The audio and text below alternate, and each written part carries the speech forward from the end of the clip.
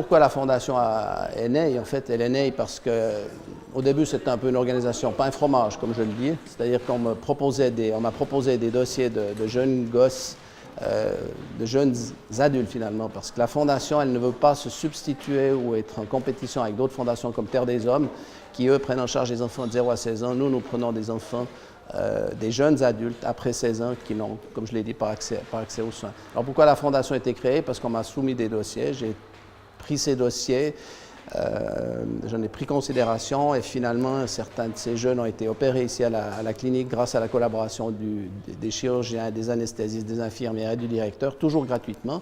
Et puis le nombre de dossiers augmentant, il a fallu trouver un moyen de mieux s'organiser pour éviter que ce soit toujours au coup par coup. Alors là, Isabelle Beyer m'a rendu un grand service puisqu'elle a aussi eu l'idée Enfin, elle a voulu nous soutenir dès le début, puis tous les autres membres du comité ont décidé de nous soutenir et de participer à la création de cette fondation.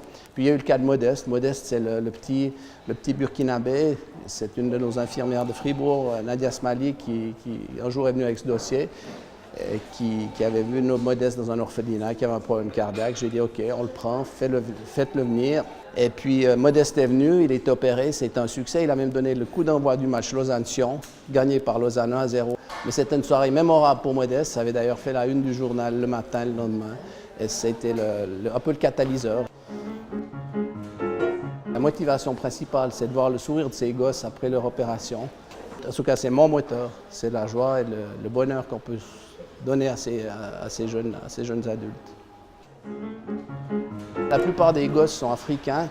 Pourquoi les Africains? Parce que dans les autres pays du monde, il y a un accès aux soins qui est meilleur qu'en Afrique. Mais si on a des dossiers d'autres pays, on les prend en considération. Ça, c'est pas réservé à l'Afrique.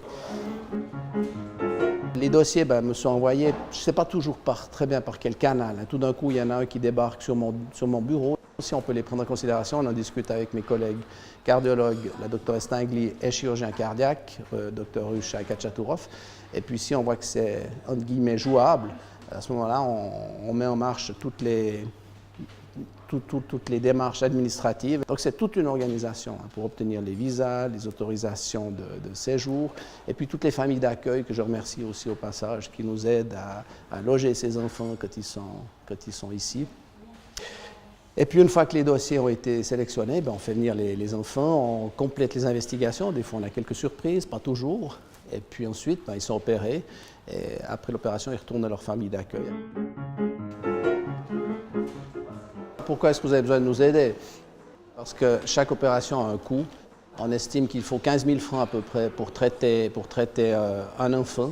Et de voir ces enfants retourner chez eux. Certains ont repris une activité professionnelle. Il y en a un, il est couturier, il a une machine à coudre, il est pu retourner chez lui. Il était moribond en arrivant, on peut le dire, à cause de son problème valvulaire. Et ça, c'est une caractéristique. C'est des enfants qui ont une atteinte des valves et qu'ils ont des cœurs qui dysfonctionnent. Mais le muscle, finalement, est bon. Et c'est vrai que c'est assez frappant. Ils viennent, ils ne sont pas bien, ils sont moribonds, puis tout d'un coup, ils repartent et ils ont une capacité fonctionnelle qui est normale. Alors, le but est bien entendu de répondre à la demande. Alors, tant qu'il y a de la demande, il faudra qu'on prenne ces enfants. On essaye de professionnaliser au maximum la prise en charge. Une chose, tout le monde est bénévole. Il y a jusqu'à maintenant eu 0 frais administratifs.